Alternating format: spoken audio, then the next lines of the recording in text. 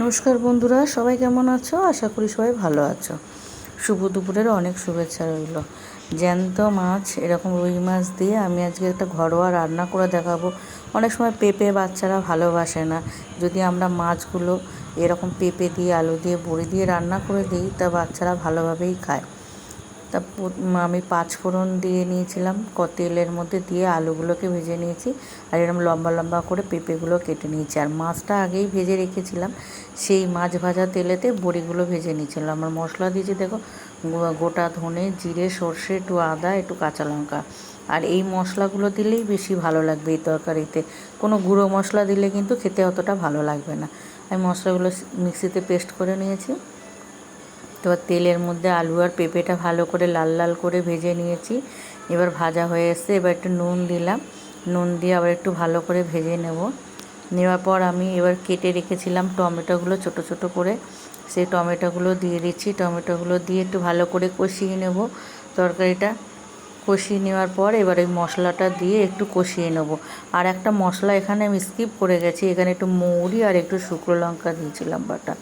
আমার কাছে কালকে কাঁচা লঙ্কা দিয়ে আমি তরকারি করিনি, এই যে মৌরি আর শুকনো লঙ্কা বেটে একটু লাস্টে দিয়েছি। মৌরি আর শুকনো লঙ্কা বাটাটা, মৌরিটা বেশি দিয়ে ভাজলে হবে না, একবার একটু নাড়াচাড়া করে জল ঢেলে দিতে হবে। এবার পরিমাণ মতন জল দেবে। আমি একটু পাতলা পাতলা ঝোলই করেছি, আর যেহেতু খুব গরম পড়েছে, আর এই মাছটা বড়ি আলু দিয়ে একটু পাতলা পাতলা ঝোল খেলেই বেশি ভালো লাগে। তা মাছের ঝোলটা ফুটে গেছে, আমার আলু পেঁপেটা প্রায় গলে এসেছে। এবার আলু পেঁপেটা গলে গেলে এবার আমি মাছগুলোকে এক এক করে দিয়ে দেবো।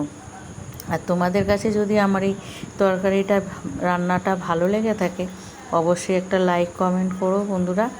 দেখো, ঘরোয়া রান্না, আমাদের দৈনন্দিন জীবনে যেটা আমরা খাই সেগুলোই আমি একটু রান্নার ভিডিওটা তোমাদের সাথে শেয়ার করি। যদি ভালো লেগে থাকে অবশ্যই একটা কমেন্ট করো। এবার ঝোলটা ফুটে দেওয়ার পরে আমি বড়িটা আর মাছটা দিয়ে দিয়েছি। আর এই বড়িগুলো আমরা ঘরে দিয়েছিলাম, আমার হাতে দেওয়া বড়ি, জানো তো, আমাদের বাজার থেকে কেনা বড়ি নয়। তাই বড়িটা একটু হালকা হয়েছিল, ওই জন্য বড়িটা দিয়ে বেশি ফোটাতে লাগবে না, বেশি ফোটালে বড়িটা ভেঙে যাবে। একদম তরকারি রেডি হয়ে গেছে, দেখতে তো বেশ ভালোই লাগছে, আর খেতেও খুব সুন্দর হয়েছিল। একবার এইভাবে বানিয়ে তোমরা খেয়ে অবশ্যই আমাকে একটা কমেন্ট করবে, দেখবে ভালোই লাগবে খেতে। রাখলাম, আর ভিডিওটা দেখার জন্য অনেক ধন্যবাদ সবাইকে। ভালো থেকো।